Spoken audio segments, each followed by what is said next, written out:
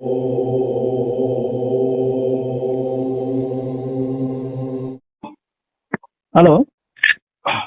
ఎవరండి?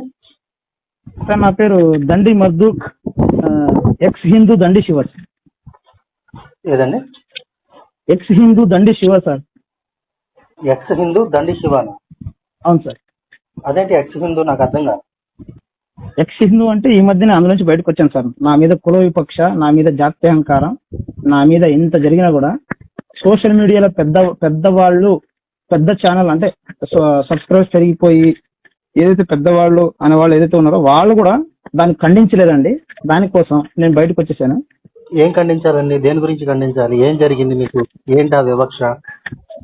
జాతి విపక్ష సార్. అదే ఏంటది? అంటే ఇప్పుడు మా మాదిగ వాళ్ళని అమ్మ నా బూతులు తిట్టడం, మీ మాల వాళ్ళ జీవితం, మై మామ్ అంటే మా మమ్మీ కొనిచ్చిన ఐఫోన్ కూడా వాల్యూ కాదు మీ జీవితాలని చెప్పడం. అది ఎవరు చెప్పారా అలా అని? సార్ చెప్పారులేండి అలా. సో ఓకే సార్, పని రాజేష్ గారు కదండి? అవునండి, నేనే మాట్లాడేది. ఓకే సార్, మీ శిష్యుడితో మాట్లాడాను. తర్వాత సార్ మీరంటే చాలా చాలా సంవత్సరం నుంచి మీరు you are the most senior sir. Hindu ధర్మం కోసం పోరాడే వాళ్ళ దాంట్లో you are the most senior. ఆ విషయం నాకు తెలుసు. ఓకే, అలా కాదు. మీరు ఇప్పుడు ఆ జాత్యహంకారం అని చెప్పి మాట్లాడారు కదా, అది ఎవరితో మాట్లాడారు? దేని గురించి మాట్లాడారు? ఏంటి అసలు కాన్సెప్ట్? నాకు తెలియకుండా నేను చెప్పలేను కదా. అదే సార్, ఇప్పుడు కడుపు చేర్చుకుంటే పేగులు మన కాళ్ళ మీద పడతాయి అన్నట్టు దాని గురించి పక్కన పెట్టండి sir. I'm X Hindu now. Okay, అంటే ఎక్స్ హిందూ ఎందుకు అవ్వాల్సి వచ్చిందని అడుగుతున్నాను. ఎక్స్ హిందూ ఎందుకు? వెరీ గుడ్ క్వశ్చన్ సార్, మంచి ప్రశ్న అడిగారు. అంటే సార్ ఫస్ట్ మీలో సార్ ఫణిరాజేష్ గారు, మీ హిందూ ధర్మంలో ఉన్న జాతి, ఆ కుల విపక్ష, ఆ జాత్యహంకారం దయచేసి కొంచెం మానుకోండి సార్. లేదంటే మాలాంటి కట్టర్ హిందువులు బయటికి రాము సార్. నాకు ఒక గ్రంథంలో నుంచి మీరు చూపించి చెప్పండి. ఈ గ్రంథంలో ఈ జాత్యహంకారం ఉంది, ఈ కులహంకారం ఉంది, దీని గురించి ఇట్లా మాట్లాడుతున్నాం అన్నది ఒక చోట నుంచి మీరు చూపించి చెప్పించండి. దీని వల్లనే నన్ను ఇలా వేలెత్తి చూపిస్తున్నారు అనేది మీరు చెప్పండి. అంటే మీరు హిందూ ధర్మంలో నుంచి ఇప్పుడు బయటకు వచ్చి హిందూ ధర్మానికి వ్యతిరేకంగా మాట్లాడుతున్నారు అనే రీతిలో నేను మాట్లాడుతున్నాను. కాబట్టి మీరు అందులో ఉన్నటువంటి ఆ జాత్యహంకారం కానీ, కులహంకారం కానీ, కుల వివక్ష కానీ మీరు ఏదైతే చెప్తున్నారో ఆ కాన్సెప్ట్ అన్నది మీరు అందులో నాకు చూపించండి.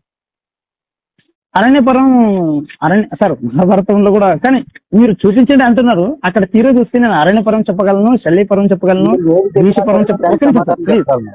ఇప్పుడు మీరు చూపించడం మాత్రమే కాదు, అక్కడ ఏం జరిగింది, ఎందుకు జరిగింది అన్న దాని. అదే సార్ ఫణి రాజేష్ గారు, నేను మీతో ఫణి రాజేష్ గారితో మాట్లాడుతున్నానన్న ఇంగిత జ్ఞానం ఉండి నేను మాట్లాడుతున్నాను. దయచేసి మీరు అడ్డుపడకండి.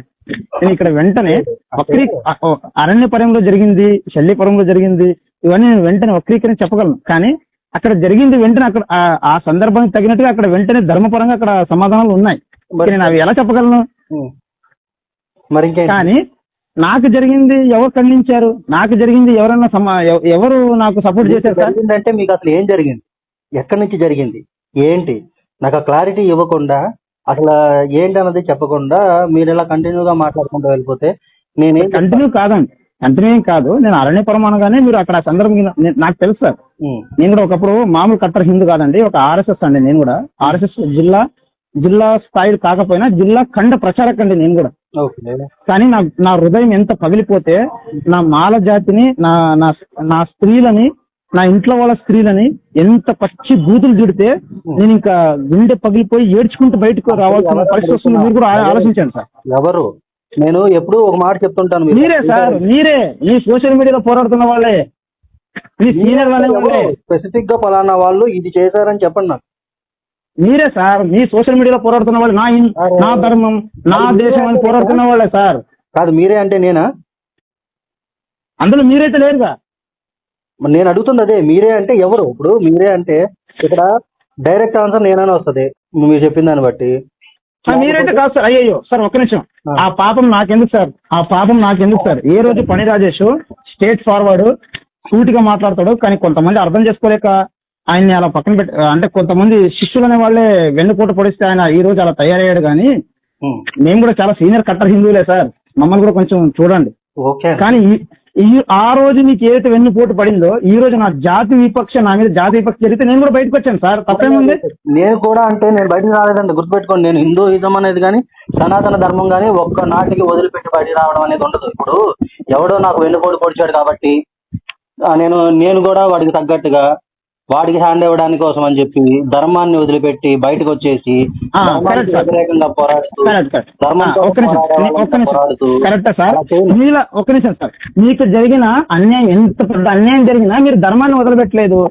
నాకు జరిగిన పెద్ద అన్యాయం కొద్ది కర్ణుడిలాగా నేను బయటకు వచ్చేసాను సార్. అదే మీకు జరిగిన అన్యాయం ఏంటో నాకు చెబితే, ఇప్పుడు కర్ణుడు బయటకు వచ్చాడు అంటే కర్ణుడు గురించి క్లారిటీ తీసుకుంటే రాదేయడం అంటున్నారు. ఆయన పెరిగిన విధానమే, కానీ పుట్టిన విధానం అయితే ఆయన దానికి కాదు కదా పుట్టింది, ఆయన క్షత్రియుడు.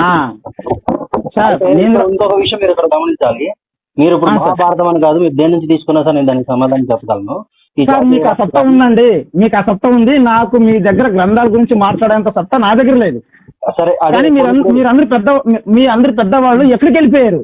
నన్ను అంత దూషిస్తుంటే నా మీద అంత జాతి విపక్ష చేస్తున్నప్పుడు మీ పెద్దవాళ్ళు ఏమైపోయారు? నేనేం చెప్తాను? ఇప్పుడు మీకు జరిగింది ఏంటన్నది నాకు తెలియనప్పుడు నన్ను అడిగితే నేనేం చెప్తాను, దేని గురించి అని చెప్పాలి. ఇప్పుడు నేను ఒకటే మాట చెప్తా. ఒక్క నిమిషం సార్, నా మీద అంత జాతి విపక్ష జరుగుతున్నప్పుడు మీ పెద్దవాళ్ళు ఏమైపోయారు? మళ్ళీ అదే మాట. అసలు జరిగింది ఏంటో నాకు తెలియకుండా ఏం చెప్పను నేనని అడుగుతున్నా. సరే, ఒక విషయం గుర్తుపెట్టుకోండి. ఇప్పుడు క్లియర్ గా చెప్పాలి అంటే నేను ఎప్పుడు ఒకటే మాట చెప్తాను. ఎదుటివాడు ఎవడైనా సరే నిన్ను వేలెత్తి చూపిస్తూ నువ్వు తక్కువ కులవాడు అంటే వాడిని ఒక చెప్పుతో కొట్టాడు. మనం తక్కువ వాళ్ళమే, మనం తక్కువ వాళ్ళమే అనేటువంటి చెప్పేవాడు ఎవడైతే ఉన్నాడో అంటే 2 చెప్పులతో కొట్టనని చెప్తాడు. నిన్ను నువ్వే గౌరవించుకోలేనప్పుడు ఎదుటివాడు ఎందుకు గౌరవిస్తాడు? అవసరం ఏముంది వాడికి? నువ్వు ముందు గౌరవించుకోవడం నేర్చుకో. నువ్వు తక్కువవాడు అని ఎవడు చెప్పాడు? నేను అలా మాట్లాడతాను కాబట్టి వాళ్ళకి నచ్చదు. వాళ్ళు కూడా వీళ్ళు అగ్రవర్ణాల వాళ్ళు కాబట్టి. కానీ నేను అసలు యాక్చువల్గా ఇలా మాట్లాడకూడదు. ఎందుకంటే ఇది వర్ణాశ్రమ ధర్మాల గురించి పట్టించుకొని ఒక ముందుకెళ్తే కనుక శూద్ర వర్ణాల్లో అందరూ వస్తారు, మాక్సిమం అందరూ వస్తారు. ఎవరైతే ద్విజులు కాలేని వాళ్ళు, మిగతా 3 వర్ణాల వాళ్ళు ఎవరైతే కాలేని వాళ్ళు ఉన్నారో ప్రతి ఒక్కరు కూడా శూద్రుల కిందకే వస్తారు. ఇక్కడ శూద్రులనే చెప్పబడింది. మధ్యలో ఇక్కడ కులం ఎక్కడి నుంచి వచ్చింది? నేను ఆల్రెడీ నిన్న కాక మొన్న ఒక వీడియో పెట్టా. ఇది 2020లో నేను చేసినటువంటి లైవ్ ప్రోగ్రామ్ లో చెప్పిన వీడియో. ఇప్పుడు మాలలు ఒక్క నిమిషం పని రాజేష్ అన్న, గ్రంథాల పరంగా నిన్ను అడిగే అంత నాకు ఇది లేదు. గ్రంథాల గురించి అనే చెప్పలేదు. ప్రజెంట్ జరిగినటువంటి ఇప్పుడు ఒక్క నిమిషం పని రాజేష్ గారు, దయచేసి ఒక్క నిమిషం వినండి. మరి ఇప్పటికీ మరి ఈ బ్రాహ్మణ కులము ఈ కులాలు ఎందుకు సార్? సరే, నేను అదే చెప్తున్నా. కులము కాదది, బ్రాహ్మణం అనేది వర్ణము. బ్రాహ్మణ, క్షత్రియ, వైశ్య, శూద్ర, చాతుర్వర్ణ మయా సృష్టం గుణకర్మ విభాగస్య భగవద్గీతలో ఉంటది. భగవద్గీతలో చెప్పింది. అవును. మరి అలాంటప్పుడు ఆయన చెప్పింది 4 వర్ణాలు నా చేత సృష్టించబడ్డాయి అంటున్నప్పుడు కులాలు ఎక్కడి నుంచి వచ్చారు? నేను అదే అడుగుతున్నాను. మరి అదే కులాలను అడ్డు పెట్టుకుని ఒక్క నిమిషం సార్, మరి అదే కులాలని అడ్డు పెట్టుకుని ఒకనొకప్పుడు మీ శిష్యులు తర్వాత ఇంకా మిగతా వాళ్ళందరూ కలిసి అదే ఏదైతే అది అడ్డు పెట్టుకుని నువ్వు ఒకప్పుడు నువ్వు సోంశోనివి నీ భార్యని నీ మాల స్త్రీని చేస్తాము, నీ మాల స్త్రీల్ని అడ్డంగా ఒకరి తర్వాత ఒకరు చేస్తారంట సార్ బ్రాహ్మణులు. ఏంటంటే మీ మాల స్త్రీలని ఒకరి తర్వాత ఒకరు చేస్తామని చెప్పి బ్రాహ్మణుడు అని ఒకడు హిందూ ధర్మం కోసం పోరాడతాను పెద్ద ప్రజెంటేషన్ ఇస్తాడు సార్. మీ అందరికీ సుపరిచితుడే, పెద్ద ప్రజెంటేషన్ ఇస్తూనే ఉంటాడు. ఎవడాడు వాడు ఆ మాట అంటాడు సార్. ఆ మాట అన్నాడు, నేను అనిపించుకున్నాను. అందుకే నేను హిందూ ధర్మం వద్దు, ఈ మొడ్డల ధర్మం వద్దు అని చెప్పి అందుకే బయటకు వచ్చాను సార్. అంతేగాని నాకు హిందూ దేవీ దేవతల పైన అందరికి ఎలా చూడారు సార్ మీరు? హిందూ దేవీ దేవతలపై నాకు ఎటువంటి ఇది లేదు సార్. దీని అమ్మ హిందూ ధర్మం అంటేనే ఇంతేనా? అది కూడా 2021 కంట్రోల్. ఇప్పుడు సార్ ఈ కాలంలో కూడా జాతీయ ఒక నా కొడుకు చేసిన దాన్ని మొత్తం ధర్మానికి చుట్టద్దు సార్. ఈ కాలంలో కూడా జాతీయ పక్ష ఏంటి సార్ మీకు? ఏది ఎవడో చెప్తే నేను చెప్తా క్లారిటీ. సార్ ఆపండి సార్, మీరు ఏదో పోరాడతారంటారు కానీ మీలో ఉన్న జాతీయ పక్షం తీసేయండి. మళ్ళీ అదే మాట. అసలు మీలో ఉన్న జాతీయ పక్షం తీసేయండి సార్. మాలాంటి వాళ్ళు ఎందుకు బయటకు వస్తారు సార్? మళ్ళీ జాతి బాబు, నేను BCA అగ్నికుల క్షత్రియ, ఇంకా చెప్పాలంటే బెత్త వాళ్ళు, లేదంటే జాలర్ వాళ్ళు, లేదంటే ముదిరాజులు అంటారు మమ్మల్ని. ముదిరాజులు నాకు కూడా ముదిరాజు అనగా నాకు ఒక్క నిమిషం ముదిరాజు అనగా గుర్తొచ్చింది.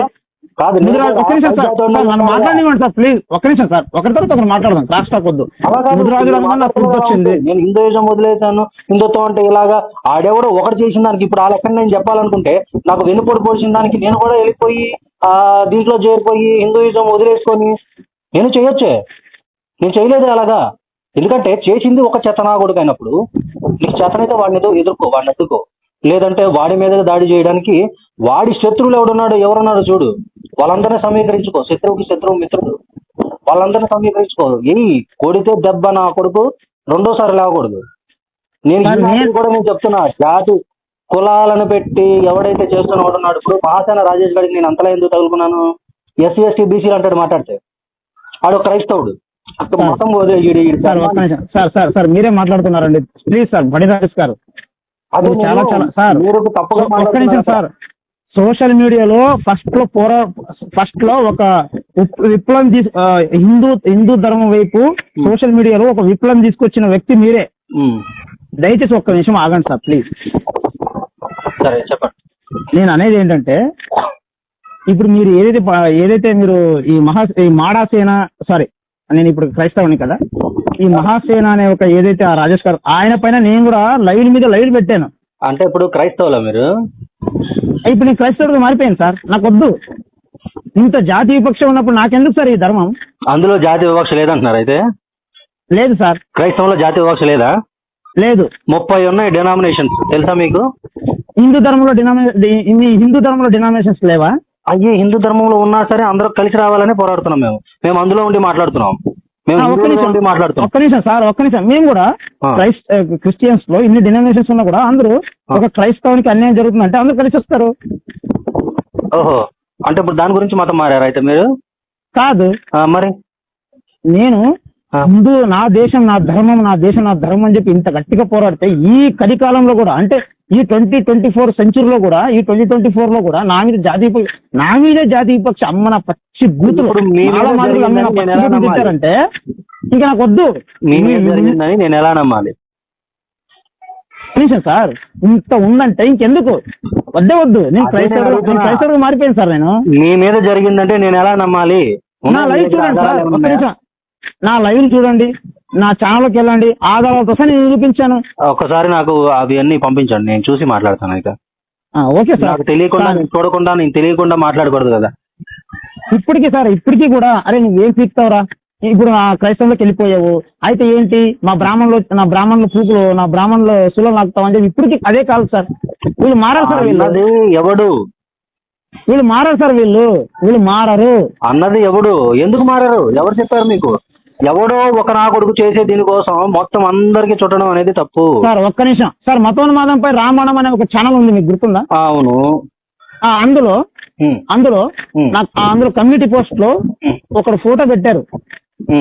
వీడొక RSS పేరు చెప్పుకుని వీడొక పెద్ద క్రిమినల్, వీడొక దొంగ, వీడొక పెద్ద ఎర్రి పువ్వు, వీడు అసలు RSS కానే కాదని చెప్పి నా నంబర్ పెట్టి అంత పచ్చి బూతుగా నా గురించి రాసి తర్వాత వీడు ఎక్కడైనా కనబడితే వెంటనే చంపేయండి, కనీసం చంపకపోతే కనీసం కాళ్ళు చేతులను నరకండి అని చెప్పి రాసి పెట్టారు సార్. ఇప్పుడు యాక్చువల్గా మీరు క్రైస్తవుడిగా ఉన్నప్పుడు చేశారా లేకపోతే హిందూగా ఉన్నప్పుడు చేశారా? అన్నమాట హిందూగా ఉన్నప్పుడు చాలా వరకు టాలరేట్ అయింది. నేను అడుగుతున్నది హిందూగా ఉన్నప్పుడు మీ మీద దాడి చేసిన ఏమన్నా ఉంటే కనుక నాకు పంపించండి. ఇప్పుడు మీరు క్రైస్తవుడిగా మారిపోయిన తర్వాత నేను కూడా సపోర్ట్ చేయను. ఎందుకంటే మీరు ఏదైనా మాట్లాడదలుచుకుంటే కనుక మీరు హిందూగా ఉండి హిందూగా పోరాడాలి. ఇప్పుడు నాకు చేశారు, నన్ను చేయాల్సిన రీతిలో నన్ను ఇది చేశారు, నేను క్రైస్తవుని అన్నారు, మీ దేవుడు ఇలాగా అలాగా అనేసి అంటే ఎవడో సన్నాసి వచ్చి అడిగితే వాడికి ప్రూవ్ చేసుకోవాల్సిన పరిస్థితి వచ్చింది నాకు. సార్ ఒక్క నిమిషం సార్. పని రాజేష్ గారు, నేను విశాఖపట్నం అండి. నేను కూడా అడ్రస్ చెప్పడం. నేను కూడా విశాఖపట్నం అండి. ఎక్కడ విశాఖపట్నంలో మీది? మద్దలపాలెం సార్. ఓకే, మాది దువ్వాడ, రాజీవ్ నగర్. Very good. అంటే మన దువ్వాడ అంటే ఓకే. బ్రిడ్జ్ దాటిన తర్వాత అంటే ఫ్లైఓవర్ దాటిన తర్వాత ఫ్లైఓవర్ దిగిన తర్వాత sir Duvvada railway station out side ఇటు సైడ్? దువ్వాడ ఫ్లైఓవర్ దగ్గర నుంచి రాజీవ్ నగర్ బోర్డు నుంచి లోపల. ఓకే, రాజనగర్ నాకు తెలుసండి. పక్కన పెడితే సార్ హిందూలో ఉంది సార్. ఇప్పటికీ నేను నా హృదయం ఎంత గాయపడితే నేను ఇటువైపు వచ్చానని పక్కన పెట్టండి. ఇప్పుడు అప్పుడు నాకు అంత అన్యాయం జరుగుతుంటే, నాకు అంత పచ్చిబూతులు అంత నేను ఇది చేస్తున్నప్పుడు, సార్ వీళ్ళందరూ సోషల్ మీడియాలో మాత్రం హీరోలు సార్. నేను క్షేత్రస్థాయిలో పోరాటం చేసిన వ్యక్తి, 256 కుటుంబాన్ని గర్వాప్సి చేసిన వ్యక్తి, ఒక ఆర్ఎస్ఎస్ అండి నేను. ఇప్పుడు మేము కూడా చేసామండి. ఇప్పుడు ఫీల్డ్ వర్క్ మేము చేసాము, మేము కూడా ఇలా చేసుకుంటాను వచ్చాము. వాళ్ళు ఎవరైతే చేసిన వాళ్ళు ఉన్నారో చేసిన వాళ్ళని కూడా మేము మాట్లాడాం. ఆన్లైన్ లో చేసే పోరాటాలు ఏమన్నా బయటకు వచ్చి చేస్తే తెలుస్తుంది. మీరు చేసే లైవ్ లో మొఖాలే చూపించరు. మీరు గోపి అనేవాడు, తర్వాత ఈ అభిమన్యు అనేవాడు, తర్వాత వీళ్ళందరూ ఏదైతే ఈ కిరణ్ అనేవాడు, వీళ్ళందరూ ఏదైతే ఉన్నారో వీళ్ళు మొహాలు చూపించుకోరు, ఐడెంటిటీ చూపించుకోరు. కానీ క్షేత్రస్థాయిలో ప్రాణానికి పణంగా పెట్టి సువార్తలు అడ్డుకోవడం, సక్రమంగా లేకుండా అక్రమమైన చర్చల్ని వెంటనే మూసివేయడం, తర్వాత వెంటనే ఇది సీక్రెట్, ఇది గర్వాప్సులు కూడా చేయడం, ఇవన్నీ ఏం చేస్తే ఈ లంజా కొడుకులు, అందులో ఒక బ్రాహ్మణ పిలక ఆడప్పుడు ఏది నేత్రమణం ఛానల్, తర్వాత మతం రామణం ఛానల్. రైట్, ఇప్పుడు పాయింట్కి వచ్చారు. ఇక్కడి నుంచి ఇప్పుడు నేను చెప్తాను మీకు, ఒకటి గుర్తుపెట్టుకోండి. ఒకడు చేసిన దాన్ని మొత్తం సమాజానికి చుట్టొద్దని ఎందుకు అంటున్నానంటే, సార్ ఒక్క నిమిషం ఆగండి. నేత్రమణం కాదండి, రాత్రికి రాత్రి ఆ నేత్రమణం ఛానల్లో ఆ రోజు ఒక లైవ్ జరిగింది సార్. ఒకనొక నేత్రమణం ఛానల్లో ఒకనొక లైవ్ జరిగింది. అందులో వాడి హీగో అర్ట్ అయింది సార్. మీకు పని రాజేష్ గారు, మీరంటే చాలా రెస్పెక్ట్.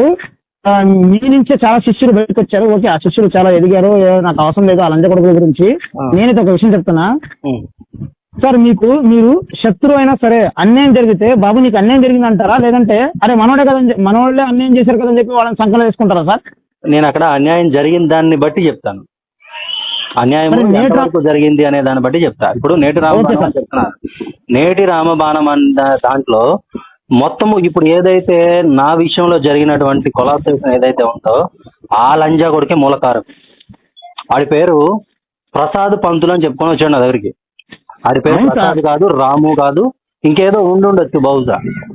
ఈడు నోటి దూలగాడాడు. వాడి నోటి దూల కొద్ది, మామూలు నోటి దూల కాదండి, అదే వాడి నోటి దూల కొద్ది సీఎంని చంపేస్తానంటే అని తీసుకెళ్లి లోపలేశారు. మన వాళ్ళు ఇడిపించుకొచ్చారు. తర్వాత ఇంకోసారి ఒక నిమిషం, వాళ్ళు కూడా విడిపించుకొచ్చింది ఎవరు ఆ టైంలో? సార్ మీకు పని రాజేస్తారు, ఒక నిమిషం నాకు మాట్లాడడానికి టైం ఇవ్వండి. చంపే ఒక్క నిమిషం సార్, ఎప్పటికైనా కానీ ఈ మన చీరలో ఒక సంఘటన జరిగింది, గుర్తుందో సార్? ఆ సువార్తను అడ్డుకున్నప్పుడు మేరీ లంజా అని చెప్పి ఏదో పెద్ద అడ్డుకున్నారు కదా చీరాల్లో. అవును సార్, మీకు గుర్తుపెట్టుకోండి, ఒక హిందువు వీళ్ళు చెప్పే ఈ సోషల్ మీడియాలో తొడగొట్టే ప్రతి లంజా కొడుకు చెప్పిన మాట, ఈ కరుణాకర్ సుగ్గుణ నుంచి లలిత్ కుమార్ అనే లంజా కొడుకుల దాకా వీళ్ళు ఏదైతే తొడగొడతారో అది ఒక హిందూ ప్రతి పొరపాటున వినేసి క్షేత్రస్థాయిలో వాడు గనక సీరియస్ గా తీసుకుని పోరాడాడు అనుకోండి, అన్న మీ మాట వినేసి నేను పోరాడానన్నా, ఇగో ఇప్పుడు నేను నా మీద కేసు అయిందనంటే ఒకడు రాడన్న, ఒక్కడు కూడా రాడు. కానీ వచ్చేది ఒకరే ఒకరు, ఎవరంటే ఒక జాతీయ సంస్థ, వాళ్ళు మాత్రమే వెనక్కి తీసుకురాగలరు. దీన్ని కూడా చీరాల్లో జరిగిన సంఘటనను కూడా ఈ గోపి అనే ఎరుపుగాడు, అదే నేను ఫోన్ చేశాను, నేను మాట్లాడాను, ఇగో ఈ డీజీపీతో మాట్లాడాను, అయితే ఇంకా ఇక నేను మాట్లాడాను కాబట్టి ఆ ప్యాంప్లెట్ నాదే, ఆ క్వశ్చన్ కూడా నాదే. ఇక ఆ పిల్లలు కూడా ఆ పిల్లలు కాదండి, వాడి పేరు ఈశ్వరు, తర్వాత శ్రీనివాస్, వాళ్ళని తీసుకొచ్చి మేము రాత్రంతా స్టేషన్ దగ్గర కూర్చున్నది మా సంస్థ. వీడు మొత్తం క్రెడిట్ అంతా వీళ్ళు ఎలా చేసుకుంటారు సార్? నాకు అక్కడ అర్థం కాదు. ఇప్పుడు వాళ్ళ ఛానల్లో కొన్ని నడిచినటువంటి గర్వాపసి, యాక్చువల్గా శివశక్తి అంటే శివశక్తి టీం చేసి ఉండొచ్చు, కానీ మిగతా వాళ్ళ సంగతి అనేసరికి మనకు అది పెద్ద తెలియదు. కానీ బూత్ ఛానల్ పని రాజేష్ గారు, శివశక్తి టీం లేనే లేదు, క్షేత్రస్థాయిలో శివశక్తి టీం లేని లేదు. నేను బల్ల గురించి చెప్తున్నా, నేను ఒక జాతీయ సంస్థలో పనిచేశాను, ఒక కార్యకర్తగా ఒక మాట మాట్లాడిస్తారా? కార్యకర్త నుంచి జిల్లా దాకా నేను ఎదిగాను సార్. వాళ్ళు ఎక్కడ సార్? వాళ్ళ సంస్థలు ఎక్కడ సార్? క్షేత్రస్థాయిలో ఉన్నాయా వాళ్ళ కార్యకర్తలు? అదే ఒక మాట చెప్తాను. ఇప్పుడు చెప్తున్నటువంటి బూత్ సేనలు ఏవైతే ఉన్నాయో ఆ బూత్ సేనలు ఈ మధ్యలో ఎప్పుడు 2022లో అంటే 2021లో నా ఛానల్ లేపేసి నా మీద దాడి చేయడం మొదలైన దగ్గర నుంచి 2022లో వీళ్ళు ఏవైతే గర్వాపసీలు చేశామని చెప్పేసి లైవ్లు పెట్టుకుని చేసామని వాళ్ళు ఉన్నారో ఏవి కూడా వాళ్ళ సొంతమై కావు, నాకు తెలుసు. అవి వేరే వాళ్ళు చేయడం తీసుకొచ్చి వీళ్ళకి క్రెడిట్ చేయడం అనేది A to Z నాకు తెలుసు. అసలు జరుగుతున్నది ఫస్ట్ నుంచి కూడా. ఒక్క నిమిషం ఉండండి, మీరు ఆ సంస్థ దాచిపెడుతున్నారు, నేనే చెప్తున్నా. సమరస్త సేవా ఫౌండేషన్ సంస్థ తెలుసా సార్ మీకు? తెలుసు, ఎస్ సార్. అందులోనే నేను జిల్లా ఖండ ప్రచారకండి. ఓకే. అందులో ఒక జిల్లా ఖండ ప్రచారకు క్షేత్ర స్థాయిలో నేను పోరాడుతున్న ఒక వ్యక్తి ఏదో పొరపాటు ఒక ఛానల్ పెట్టుకున్నాను. ఈ కిరణ్ గారు కానీ మీ ఛానల్ పేరు ఏంటన్నారు? ఒకప్పుడు దండి శివ అండి, ఇప్పుడు ఎక్స్ హిందూ దండి శివ. నాకు ఒకసారి మీ ఛానల్ లింక్ పంపించండి, నేను ఒకసారి మొత్తం కంప్లీట్ గా చూసి మీ మీద పోస్ట్ ఎవరో పెట్టారంటున్నారో ఆ పోస్ట్ వీలైతే నాకు స్క్రీన్ షాట్ పంపించండి. ఇది నాది వాట్సాప్ నెంబర్. ఏంటి సార్ ఎక్కడైనా కనబడితే సార్ ఎక్కడైనా కనబడితే చంపేయండి, కనీసం కాలు చేతులను నడకాలట. నాకు అదే క్లారిటీ ఇవ్వండి ఫస్ట్. మీరు చెప్పిన మాట నేను ఎలా నమ్మాలి సార్? మతోన్మాదంపై రావణం ఛానల్లోకి వెళ్ళి కమ్యూనిటీ పోస్టులు మీరు చూసుకోండి సార్. అరే అప్పుడు అది చూసే వరకైనా టైం ఇవ్వండి. తర్వాత మిమ్మల్ని టార్గెట్ చేశారు అంటే ఒకటి గుర్తుపెట్టుకోండి, మీరు క్రైస్తవులుగా అయితే టార్గెట్ చేస్తుంటే ఓకే, నేను పట్టించుకోను. కాదు సార్, క్రైస్తవుడుగా అవ్వడానికి ముందు చాలా జరిగాయి లోపల. మీరు క్రైస్తవులు కుండలు బద్దలైపోయాయి. మీరు క్రైస్తవులుగా మారేనాలు అవుతుంది. నేను నెల రోజులు అవుతుంది సార్. సరే, అయితే నాకు ఇప్పుడు మీరు ఏవేవైతే చెప్తున్న వాళ్ళు ఉన్నారో ఇప్పటి వరకు మీరు చెప్పినవి మొత్తం అన్ని కూడా నాకు ప్రూఫ్ల కింద పంపించండి, నేను మొత్తం చూసాక మాట్లాడతాను. ఓకే, అయితే కానీ ఒకటి గుర్తుపెట్టుకోండి సార్, మీలో ఉన్న ఇప్పటికి జాతి విపక్షం మీరు తీసేసుకోండి. హిందూ ధర్మంలో చెప్పుకున్నాను, హిందూ ధర్మంలో జాతి విపక్ష తీసేయండి, నేను చాలా బాగుంటారు. మాలాంటి వాళ్ళని అంత హింసించకండి. నేను అగ్నికుల క్షత్రియుణ్ణి, నేను జాతి సార్ మీరు చూపించారండి. మీ హిందూ ధర్మం అంటేనే జాతి విపక్ష, జాతి విపక్ష చెప్తారు. ఇప్పుడు మీరు అందులో ఉన్నప్పుడు మీకు తెలియదు ఆ విషయం? నా మీద జరిగేంత వరకు నాకు తెలియదండి. అదేంటది ఇప్పుడు అవి జరుగుతున్నాయి కాబట్టి వాటిని సంస్కరించుకుంటూ మనము మన ధర్మంలో ఉండి మనం పోరాడాలి, అంతేగాని ఒక్క నిమిషం ఆగు బాబు. ఇప్పుడు ఏదైనా నీ దాకా వచ్చేదాకా నీకు తెలీదు, నా దాకా జాతి విపక్ష నేనే వదిలిపెట్లా. నన్ను అన్నారు అయ్యా, నన్ను కూడా అన్నారు, అర్థమైందా? చేపలు పట్టుకునేవాడని అదని ఇదని నన్ను ఎన్ని అనొచ్చు అన్ని అన్నారు. నేను తట్టుకొని కూడా నిలబడ్డాను ఇందులో, ఎందుకంటే అది గొప్ప ధర్మం అని. సార్ ఆపండి దయచేసి. నేను మీకు ఫైనల్ ఒక వర్డ్ చెప్తాను సార్. నేను మా అమ్మ కనిపించిన ఐఫోన్ బతుకులంతా కాదురా మీ మానవాళ్ళ జాతి బతుకులు అని అంటే ఇంకెలా ఉండాలి సార్? అది ఎక్కడ నేను ఎలా నమ్మాలి దాన్ని? మిమ్మల్ని ఆ టైంలో అన్నారు, ఎలా నమ్మాలి సార్? మీ హిందూ ధర్మంలో ఫస్ట్ కుల విపక్ష తీసేయండి సార్. హిందూ ధర్మం చాలా బాగుంటది. ఫస్ట్ మిమ్మల్ని మీరు సరి చేసుకోండి సార్. పోరాడుతున్నాం మేము, దాని గురించి కూడా పోరాడుతున్నాం. ఎందుకంటే ఇన్ని సంవత్సరాలండి నేను కూడా ఒక ఆర్ఎస్ఎస్ గా, సమరస సేవ ఫౌండేషన్ అంటే ఆర్ఎస్ఎస్ కాదండి. ఆర్ఎస్ఎస్ అంటే ఒక తల్లి లాంటిది, అందులో చాలా విభాగాలు ఉన్నాయి. సో నేను కూడా ఒక విభాగం మత మార్పిడి అడ్డుకోవడం, మత మార్పిడి గురి కాకుండా అడ్డుకోవడము, మత మార్పిడి అయిపోయిన వాళ్ళని తిరిగి మళ్ళా వద్దులేండి, అది సీక్రెట్. మత మార్పిడి అయిపోయారు, ఇంకా మీరేం చెప్తారు అప్పుడు? సార్ నా మీద జాతి విపక్ష జరగడం ఏంటి సార్? అరే అదే నేను అడుగుతున్నాను, అది నాకు ఆ డీటెయిల్స్. దేశం కోసం ధర్మం కోసం పోరాడుతున్నామని మీరే సోషల్ మీడియాలో ఇంతగా తొడగొడుతున్న మీరే ఫస్ట్ మీరు తక్కువ జాతి వాళ్ళకి రెస్పెక్ట్ కూడా నేర్చుకోండి సార్ ఫస్ట్. అరే మళ్ళీ అదే మాట, నేను తక్కువ ఉంటాను సార్, నేను ఉంటానండి.